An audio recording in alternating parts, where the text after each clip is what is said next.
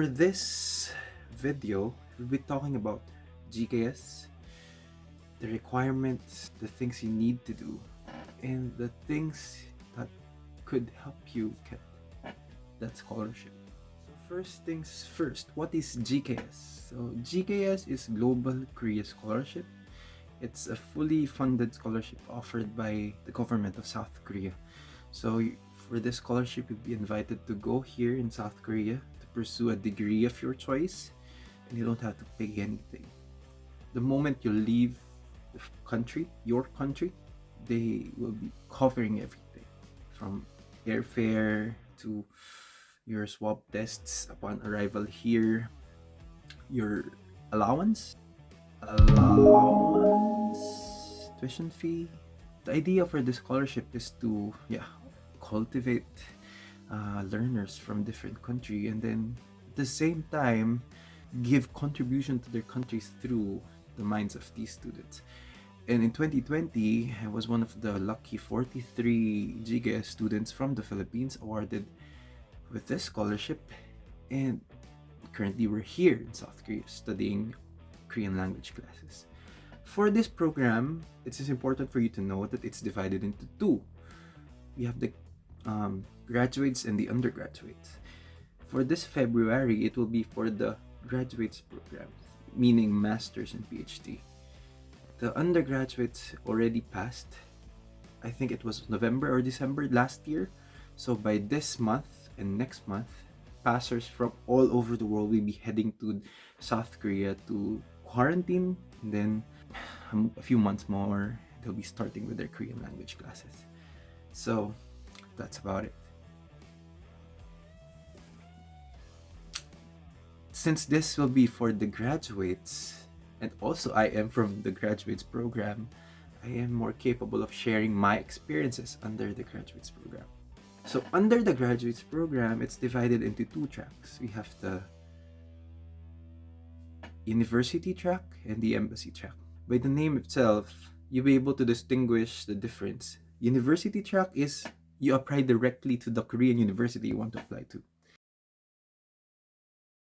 Embassy track, you apply to the Korean embassy in your country, and then they will assess your records, documents, and then send the document to NIIED for their NIIED assessment. If you pass through embassy track, there's another step after you get accepted.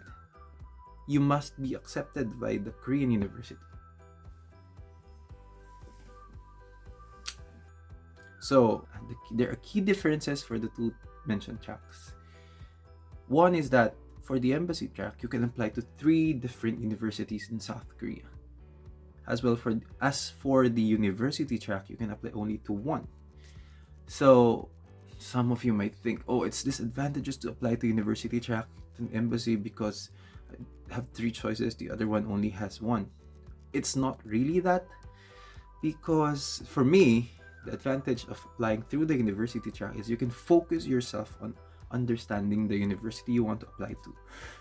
So when you write your essays, it's more cohesive and succinct and straight to the point.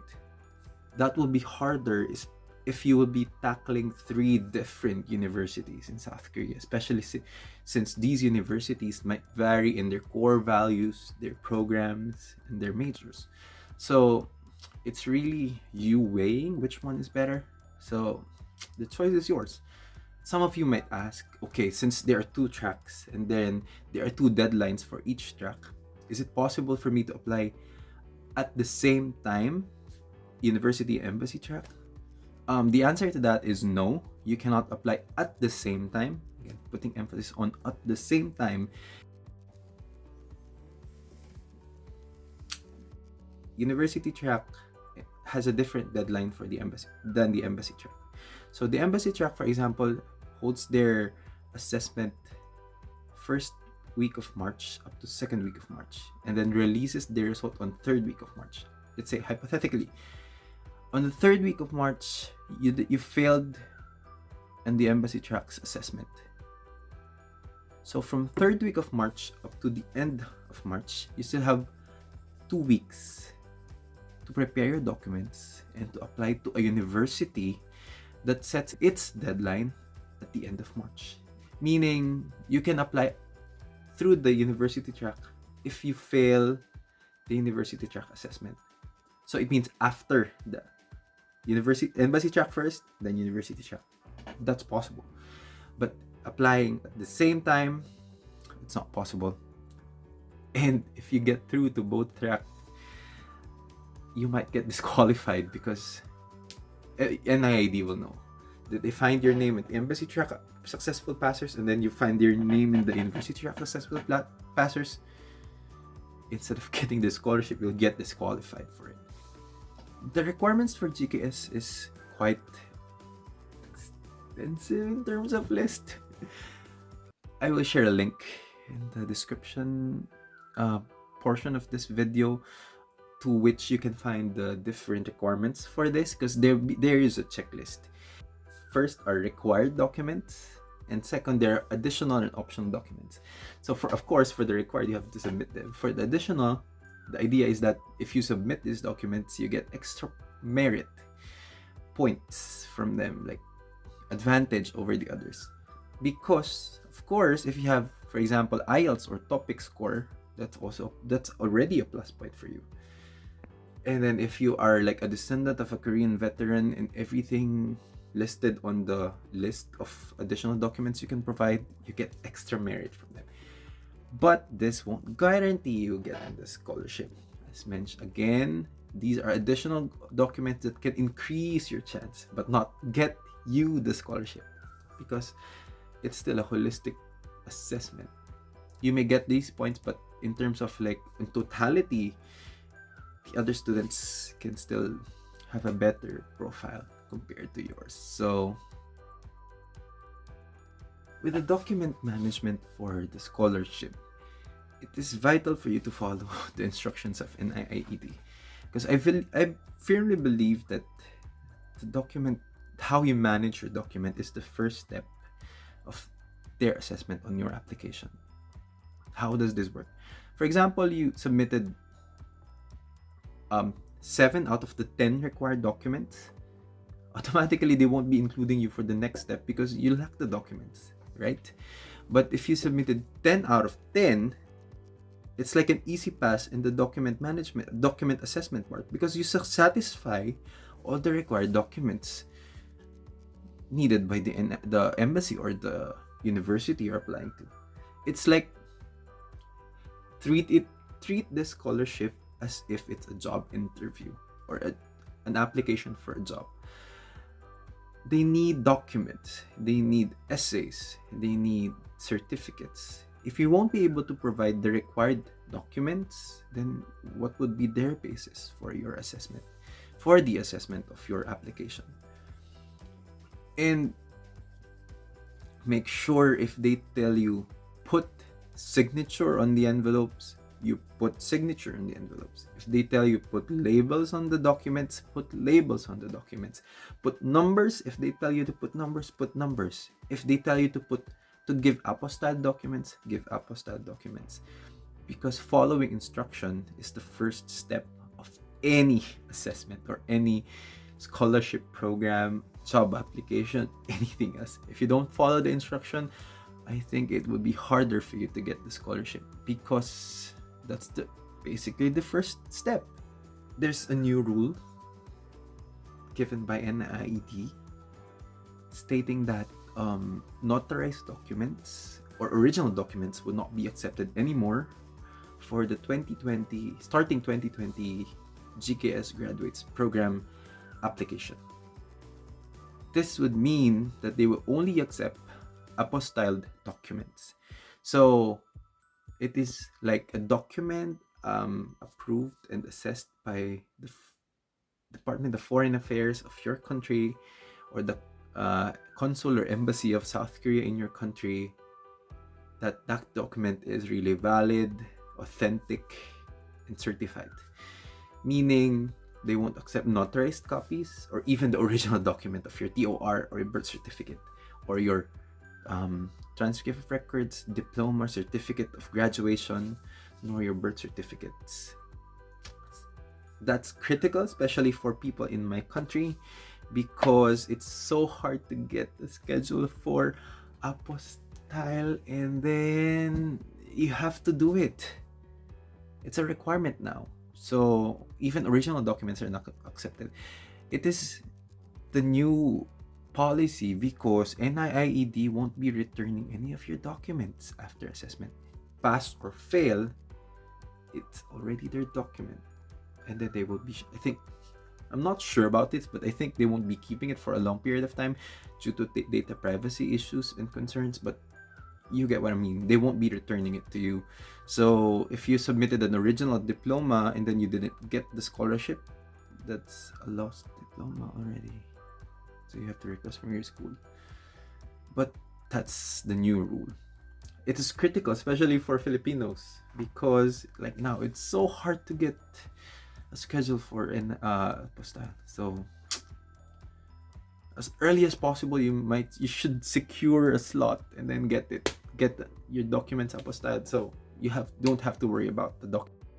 As a general tip with choosing which track to choose, I can just say that if you have a specific university in mind, like for example, you're envisioning yourself applying to that university and then studying that university, a specific one, then you must choose university track, because it would be advantageous for you to create essays directly towards that university, containing information, the core values, the activities you see yourself doing in that university.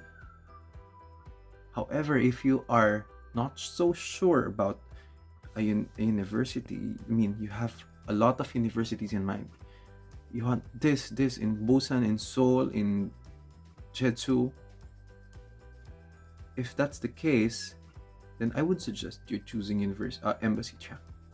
It's because you're given a lot of choices in terms of universities. It would be advantageous for you to choose embassy track because at least you have choices. You can pick one of the three, provided that these universities would accept you. Because that's also another thing to remember for the embassy track. Getting accepted by your embassy, the embassy in your Korean embassy in your country, doesn't guarantee you the slot. The final stage is critical because there are instances wherein the applicant was not chosen by a university. So the application stops there. Even if embassy accepts them and NIIED accepts them, they won't proceed with the program since no Korean university accepts them. So those are some things you have to keep in mind when choosing the track. The thing with university track is if the university accepts you and then NIIED accepts you, the only thing you have to do is to make sure you're healthy, provide passport details, medical records, then you're good to go. But you see the differences. You can now gauge I can strategize now. Which track is more suitable for my preferences and more suitable for my case.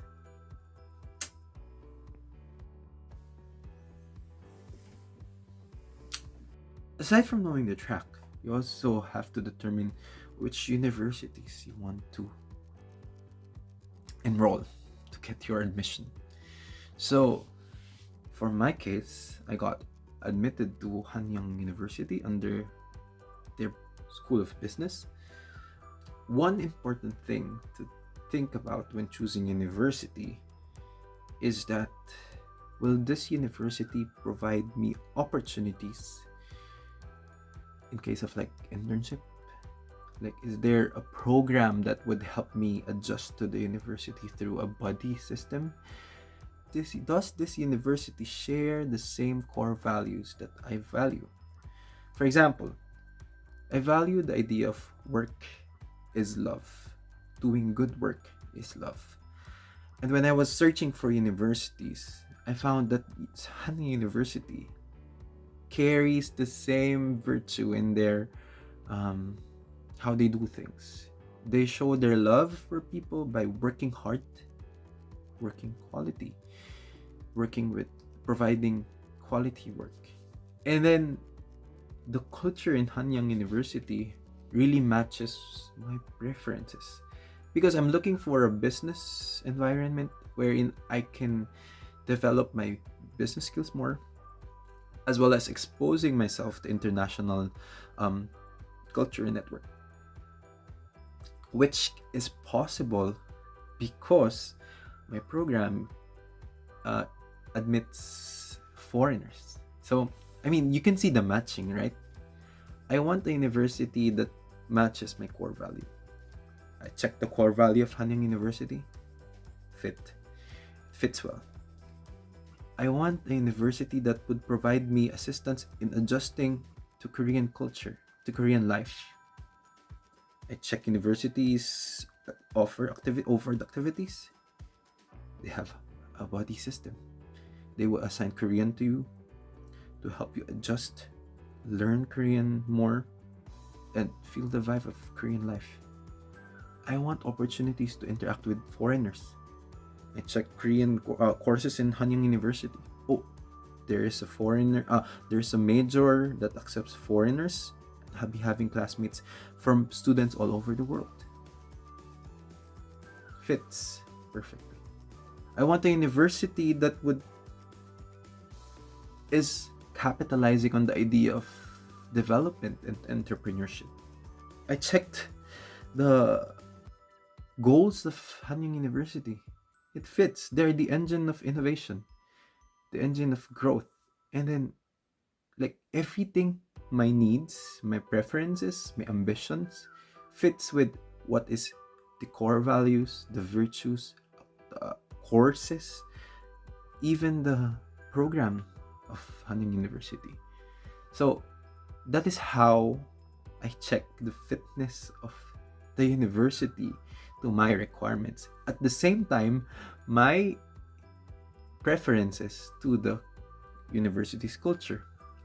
Because if I won't be able to adjust, if I won't be able to adjust or change, if I won't be able to fit with the culture in Hanyang University, I might self-destruct. That's a bad thing to happen.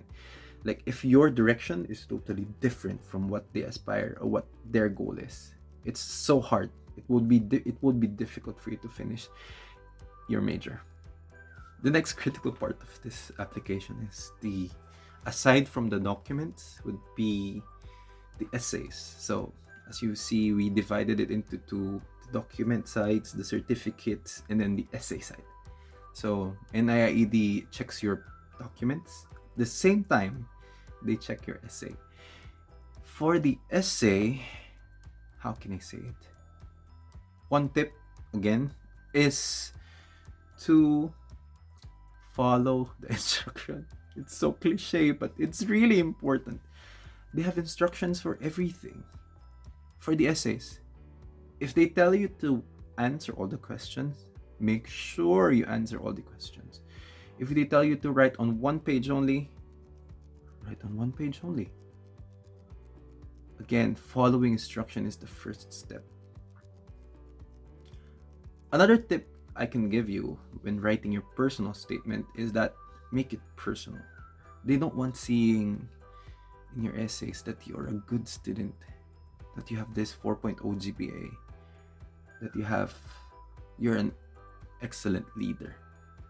Because of the 1,000 applicants, majority of them or almost all of them would be good students, good leaders, excellent people, but they want to know you more. They want to get to know you more beyond the documents, because you submitted your diploma, right? You submitted your transcript of records, your certificates, your awards.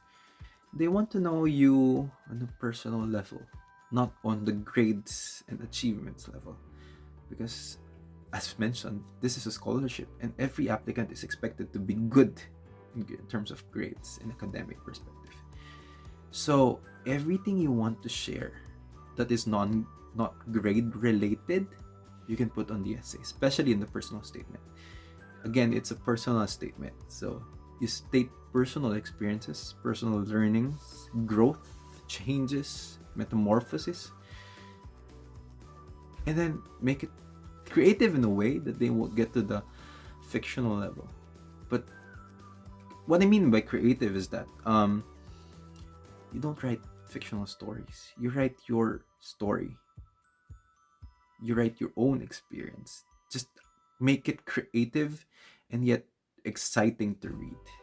Because consider this, they'll be reading thousands of documents, especially the embassy and the universities, right? In my personal statement, I was keen on the idea that growing up, I aspire to know more. Like in everything I do, I have this curiosity in mind.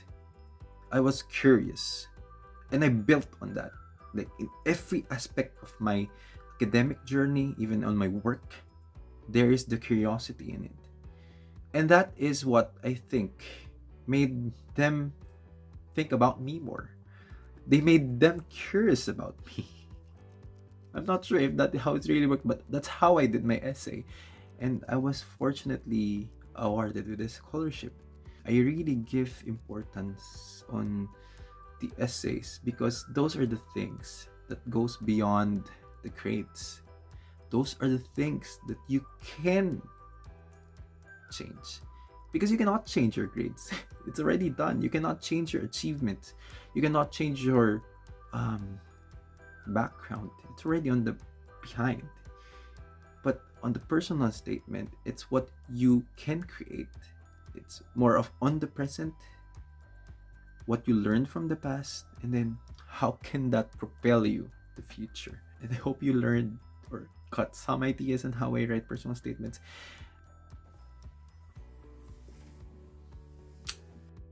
Okay, let's summarize things for the personal statement perspective. For the personal statement part, it should be personal,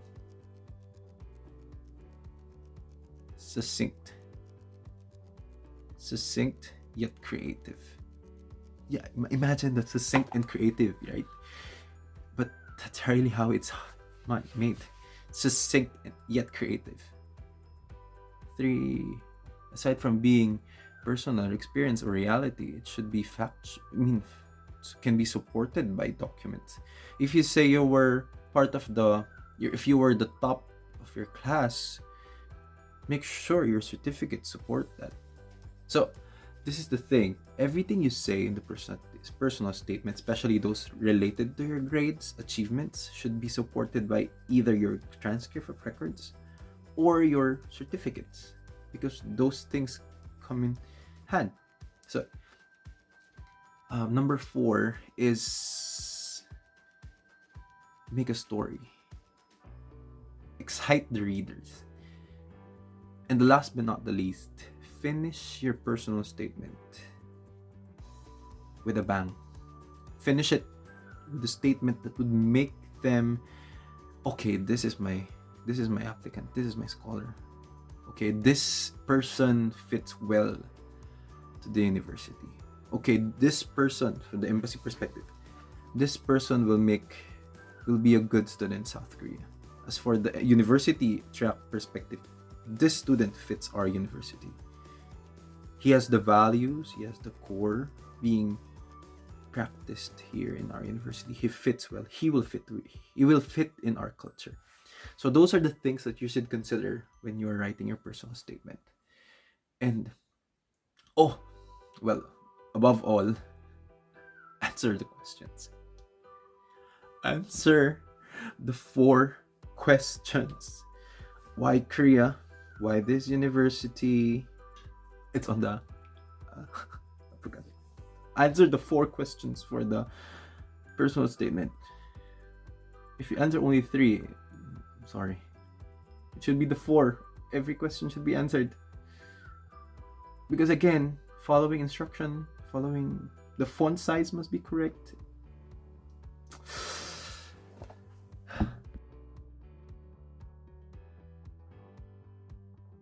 Personal statement, there's another essay part, which is the study plan. So on a business perspective, when I hear plan, It's more of a business plan for me.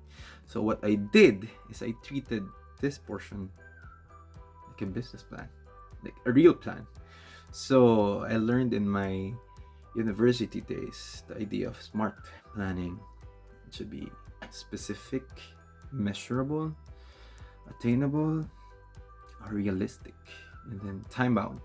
So when I was writing my study plan, this was in my mind. So from study plan, you have a portion there for Korean language and then a portion for your degree. So as mentioned, use SMART. Specific goal for KLI. I want to learn Korean, speak, understand Korean at this level percent of comprehension, this level of comfort in speaking, using. By laying those information, SMART, specific, measurable, attainable, realistic, time bound,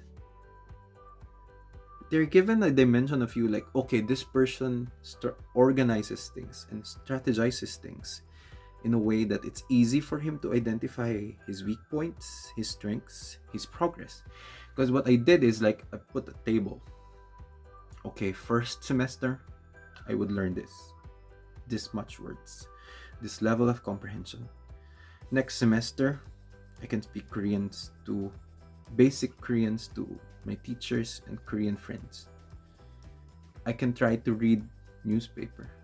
When listening to television, I can get some of the key points being discussed on the television.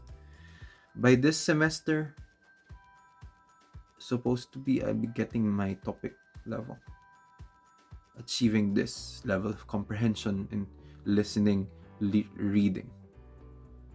Can write full essays. And my final semester, can watch Korean dramas without subtitle. Those specific plans would be helpful for them to check, okay, this person has a strategy. He strategizes on how he will get the required topic level, which is a good thing because, as mentioned, GKS doesn't only invite you here to study your program. They want you to learn a bit of Korean just for you to survive. You need survival skills. You need street smart skills. So you'll be able to go to market, buy your food, go to convenience store, purchase this, that, mingle with Korean people, date. So they won't be speaking a lot of English to you unless you initiate speaking English. But the thing is, it's all here is Korean. So if you want to do those things, and they want you to do those things, and for you to survive here, you still need at least Korean skills. So if they can see that, oh, this guy has a strategy on how he will conquer Korean language lessons, that's already a good thing for you, right? Because they would be confident that if they give you the scholarship, okay, this person will take it seriously. That's for the KLI portion. As for the graduates program, your actual major, you can do the same. Make a table, first semester, second semester, third semester, fourth semester. These are the things I want to learn. These courses. These are the things I want to do. These are the list of activities offered by the university. Blah, blah, blah, blah, blah. I want to create videos containing my experiences in South Korea. Go put it there. Because they want to get a hindsight of what are your plans here. Again, study plan. How will you study your major? How will you accomplish your major? Especially for those with thesis or business plans or laboratory. They want to have at least an idea of how you will be tackling the requirements here. Because they cannot just give you the scholarship and then, okay, will this person be able to finish his program in 2 years for a master's and 3 years for Ph.D.? Because based on these essays, he is not that sure of what he wants to do. That's not a good impression to make, right? As much as possible, when you write your essays, you give them the confidence. I can do this. I'll be able to finish this. That's what we are aiming for. Now that you have